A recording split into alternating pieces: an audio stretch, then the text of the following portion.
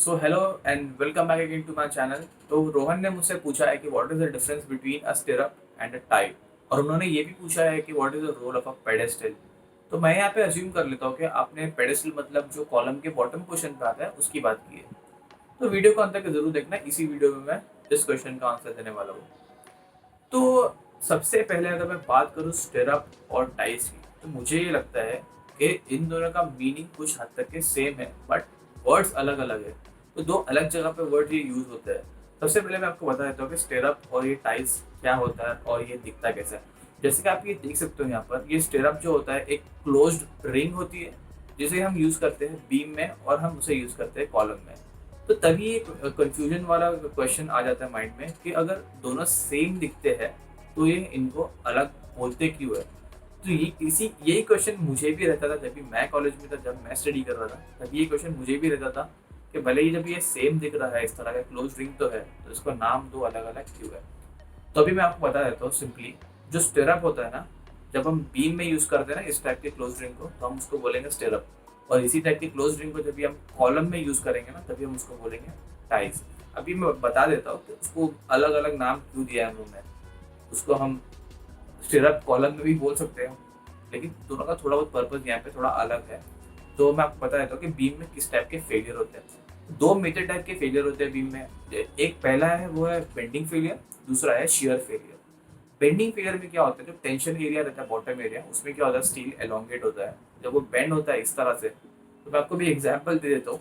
सो ये सॉरी, और मुझे कुछ और मिला नहीं एग्जाम्पल देने के लिए। सपोज ये बीम है, तो जब बेंडिंग फेलियर होगा तो ये इस तरह का कुछ बेंड होती है। तो जो बॉटम पोर्शन जो रहता है वो टेंशन में होता है, और उसमें क्या होगा जो बॉटम स्टील होगा वो इलोंगेट होता है। तो जब वो फैलने लगता है तो उसको पकड़ के रखने के लिए हम यहाँ पे स्टिरअप से उसको एनक्लोज कर देते हैं, जो टॉप होता है स्टील वो भी और बॉटम स्टील भी। दूसरा फेलियर जो होता है वो होता है शियर फेलियर। वो कुछ इस तरह का होएगा, मतलब एक ही जगह पे हो जाता है। तो इस केस में क्या हो जाएगा, बीम के अंदर डायगोनल क्रैक आते हैं। तो डायगोनल क्रैक को रोकने के लिए भी जो हम प्रोवाइड करते हैं वो होता है स्टिरअप। तो स्टिरअप क्या होता है, इन डायगोनल क्रैक्स को रोकता है, और जो ज्यादा करके शियर फोर्सेस होती है वो एक्ट होती है नियर द सपोर्ट्स, तो वहाँ पे स्टिरअप की स्पेसिंग थोड़ी कम कर देते हैं। उसके अलावा जो last not such common type of failure वो होता है टॉर्शनल फेलियर। तो जब बीम इस तरह का मुड़ने वाला कुछ ऐसा मोमेंट जनरेट होगा ना बीम के अंदर, तो हम उसको बोलेंगे टॉर्शनल फेलियर। तो उसके लिए भी ये इस तरह के जो क्लोज रिंग होते हैं उसको यूज किया जाता है। उसके अलावा अभी आपको ये समझना आ गया रहेगा कि बीम में अगर हम स्टिरअप बीम में अगर शियर इन्फोर्समेंट प्रोवाइड करेंगे उसको तो बोलेंगे हम स्टिरअप्स, या फिर टॉर्शनल इन्फोर्समेंट होगा उसको भी हम बोलेंगे स्टिरअप्स। तो भी आपको समझ में आ गया रहेगा मोस्टली कि बीम में जब भी हम इस तरह के क्लोज रिंग को यूज करेंगे उसको हम बोलेंगे स्टिरअप्स। अभी मैं बताता हूँ मैं आपको कॉलम में क्यों उसको टाइज बोलते हैं। अभी देखो, अगर मैं कॉलम की बात करूँ, कॉलम में अगर स्टैटिक लोडिंग है, स्टैटिक लोडिंग मतलब किसी भी तरह का मूवमेंट नहीं है कॉलम में, या फिर जैसे अर्थक्वेक लोडिंग नहीं है या फिर डायनामिक लोडिंग नहीं है, तो क्या होगा उस केस में ना, कॉलम के अंदर ज़्यादा मूवमेंट्स नहीं होंगे और कॉलम के बकलिंग होने के चांसेस बहुत कम है। और मैं आपको बता दूं कि अगर शॉर्ट कॉलम भी रहेगा ना तो उसमें भी बकलिंग नहीं होती है।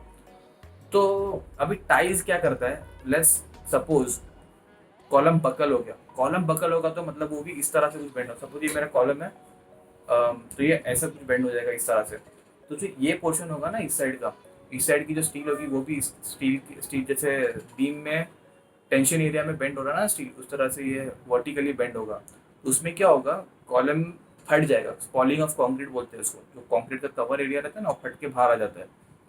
इसके फोटो में यहाँ पे लगा के दिखाता हूँ आपको। तो वो स्पॉलिंग रोकने के लिए हम क्या करेंगे, उसको चारों जो भी कॉलम के बाहर रहेंगे उसको पकड़ के रखने के लिए हम ये टाइज लगा देते हैं। तो टाइज मतलब बांध के रखना, तो टाइज इसलिए उसको हम कॉलम में टाइज बोलते हैं। अभी लेट्स सपोज कि वहाँ स्टैटिक लोडिंग नहीं है, वहाँ पर शेयर फोर्सेस और मोमेंट्स आते हैं, जैसे कि एक्सेंट्रिक लोडिंग होती है मोस्ट ऑफ द टाइम। तो वहाँ पे क्या होता है, कॉलम में भी मोमेंट आता है, कॉलम में भी शेयर फोर्सेस आते हैं। तो हम क्या करते हैं, h/4 फ्रॉम द सपोर्ट्स जो रहते हैं कॉलम के, ये बॉटम सपोर्ट है ये टॉप सपोर्ट है, तो वहाँ से h/4 डिस्टेंस पे ना हम उसको जो स्पेसिंग होती है टाइल्स की वो थोड़ी कम कर देते हैं, क्योंकि इसको हम बोलते हैं कन्फाइनमेंट जोन। वहाँ पे शेयर फोर्स बहुत ही ज़्यादा होती है उस वक्त। तो अभी आपको पता चल गया रहेगा कि कॉलम में हम टाइज क्यों बोलते हैं इसको। तो इसका मेन पर्पज यही होता है कि चारों स्टील जो होता है कॉलम का, हम उसको पकड़ के रखने के लिए इस तरह के क्लोज रिंग प्रोवाइड कर रहे हैं। और उसके अलावा अगर उसमें एक्सेंट्रिक लोडिंग है कॉलम के अंदर, तभी भी हम इस तरह के क्लोज रिंग प्रोवाइड करते हैं to sustain the shear force. उसके अलावा अगर सपोज अभी आप एक कॉलम कास्ट कर रहे हो, सपोज उसकी हाइट ज़्यादा है, 4 मीटर का 5 मीटर का अगर कॉलम है, और उसमें सपोज 10 से 15 वर्टिकल बार्स है, और आप उसमें शटरिंग लगा दिए, तो वो तो अंदर गिर जाएगा, क्योंकि स्टील क्या होता है, एक डक्टाइल मटेरियल है, तो वो बेंड होने लगेगा इस साइड उस साइड। तो उस केस में भी क्या है, उसको पकड़ के रखने के लिए वो क्लोज रिंग हम उसको प्रोवाइड कर देते हैं। सो यही पर्पज होता है कि कॉलम में हम उसको टाइज क्यों बोलते हैं, उसका मेन वर्ड टाई क्यों है, क्योंकि कॉलम का स्टील को जो है पकड़ के रखता है। उसी तरह स्टिरअप हम उसको बोलेंगे बीम में। तो आई होप ये आपको समझ में आ गया रहेगा कि स्टिरअप क्या होता है और टाइज क्या होता है। अभी मैं आपको बता दूंगा रोल ऑफ पेडेस्टल क्या है। तो पेडेस्टल का कुछ जैसे स्पेशल पर्पज नहीं होता है अभी, it is just to prevent the punching shear. तो आपने फ्लैट स्लैब में देखा रहेगा कि स्लैब जो रहता है कॉलम के ऊपर डायरेक्टली रेस्ट होता है, तो कॉलम का जो क्रॉस सेक्शन होता है बहुत ही कम होता है, और स्लैब को डायरेक्टली उस पर रेस्ट करेगा तो क्या होगा, पंचिंग शेयर ज़्यादा एक्ट होगा वहाँ पे। तो उस केस में हम क्या करते थे, कैपिटल दे देते हैं, ताकि स्लैब का जो लोड है कॉलम पे यूनिफॉर्मली आ जाएगा, या फिर तो हॉन्च बना देते हैं हम लोग, आपने ब्रिज के पियर में देखा रहेगा इसको। तो सेम आ जाता है कॉलम्स के अंदर पेडेस्टल का रोल। तो पेडेस्टल हम जनरली प्रोवाइड करते हैं कॉलम और फुटिंग के बीच में।